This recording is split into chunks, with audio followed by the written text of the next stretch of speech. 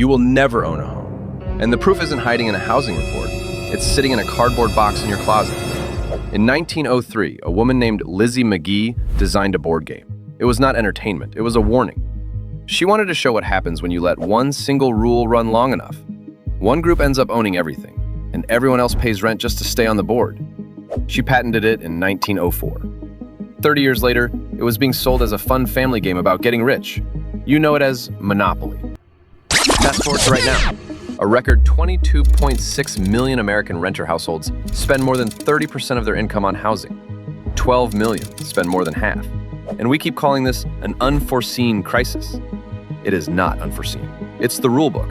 So in the next 10 minutes, I'll show you the 4 mechanics that Monopoly and the real housing market share, including the rule tournament players use to freeze the entire board, and the second set of rules Lizzie Magie wrote that almost nobody has ever played. Let's start with the biggest misconception about Monopoly and about the housing market. Losing has almost nothing to do with luck. It has to do with one ratio: what you own versus what you're holding in cash. In the first 5 turns, cash is king. $200 every time you pass go, the board is wide open, and everything is for sale at the printed price. That printed price is the important part. It never changes. On the real market, that $200 is your salary. It arrives on schedule, it feels safe, and for the first few laps, it is genuinely enough. Which is exactly why nobody panics early. Nothing in the first 5 turns tells you that you are already losing. Then something mathematical happens. Economists call it asset inflation. Your cash is fixed. The $200 you collect at GO in round 20 is the same $200 you collected in round 1. The board is not fixed. Every house that gets built raises the rent on the squares around it. Take the orange set, the most landed on group on the board. Bare land, the rent is a rounding error. $14. Put 4 houses on it, and one visit costs you $750. That's your income for almost 4 laps, taken by a single dice roll, on a property somebody bought 40 minutes ago for a fraction of that. Nobody outsmarted you. The board simply repriced while your salary stood still. And that is the housing market in one sentence. Wages are linear, assets compound. In 1970, an average American home cost about twice a median household income. Today, it's roughly 5 times. The house didn't get 3 times better. The ratio moved. And you are the one getting paid in the currency that's losing. So why doesn't anybody stop it? That's mechanic number 2. And it's not economic, it's psychological. At the University of California, Berkeley, psychologist Piff rigged a game of Monopoly.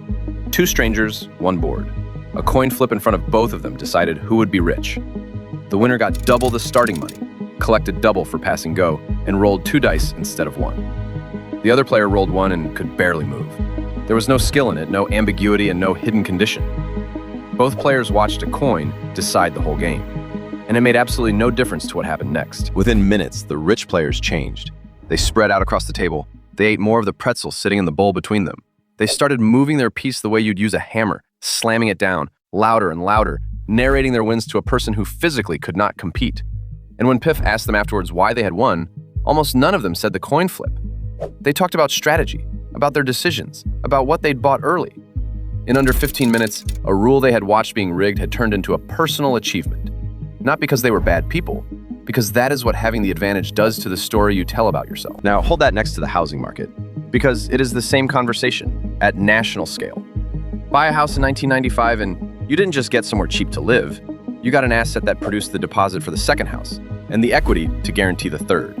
The strategy was real, the discipline was real, but the coin flip was the year you were born. Today, the typical American first-time buyer is pushing 40, an all-time record, and the single biggest reason a young buyer gets in at all is family money. And here's the part that stings. If you rent, your payment is what pays down the mortgage on house number 2. You're not outside the game. You're financing the other player's side of it. Which brings us to the third mechanic, and it's the one that made me want to make this video.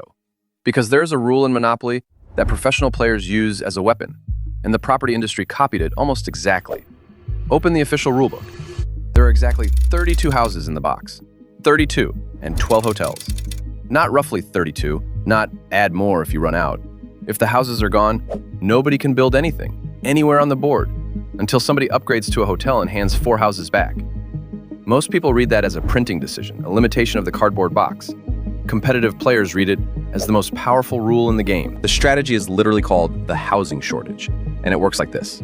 You buy the cheap streets, the ones nobody fights you for. You build exactly 4 houses on every single one of them. And then you refuse, forever, to build a hotel. You don't want the hotel.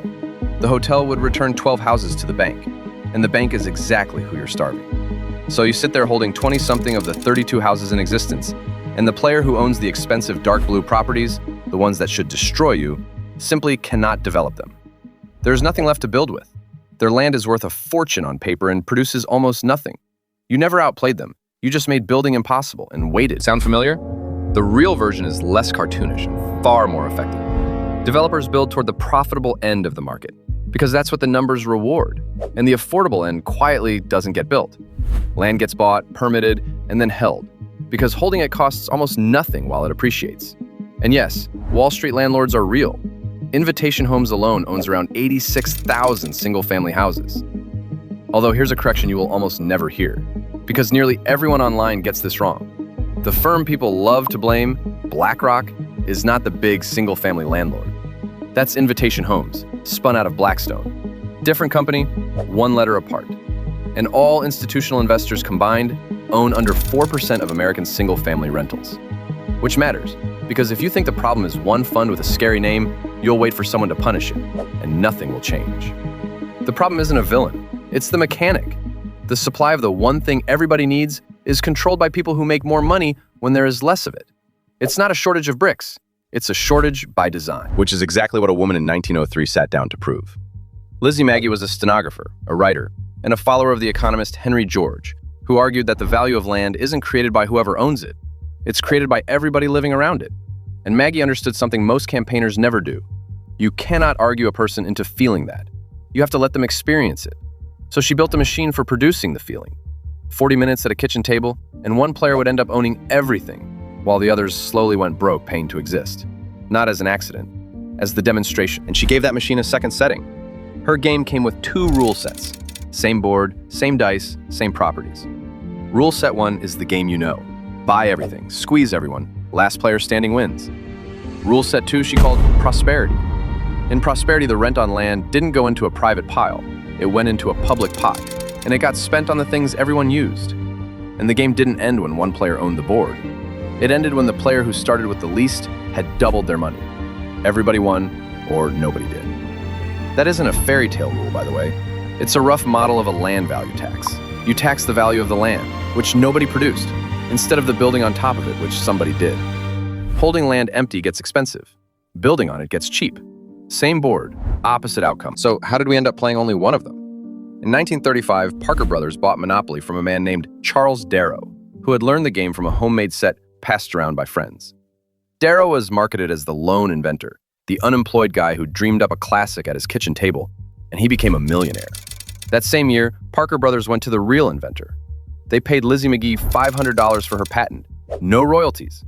Then they published her original game briefly, quietly, and let it disappear, while the version with only the cruel rule set sold by the million. She had built a warning. They kept the half that was fun to win at, and threw away the half that made the point. So no, Monopoly isn't a game about luck. It's a simulation of what happens when land and shelter get treated like casino chips instead of somewhere to sleep. And it still runs, 120 years later, because we never changed the mechanic it was built to expose. We just stopped reading it as a warning and started selling it as a family classic. Over 275 million copies of A Protest Against Landlords, sold as a game about becoming one. Here's what I'd actually take from it. The board is not the weather. It's a rule book, and someone wrote it. Magie's point was never that one set of rules was kind and the other was cruel. It was that both of them were choices. So the next time you lose, don't be angry at the dice. You just play the real world, with the rules printed on the lid. Tell me in the comments which rule you would delete from the real housing market first. And if you want more of these, how the games we play quietly teach us the economy we live in, subscribe. I'll see you in the next one.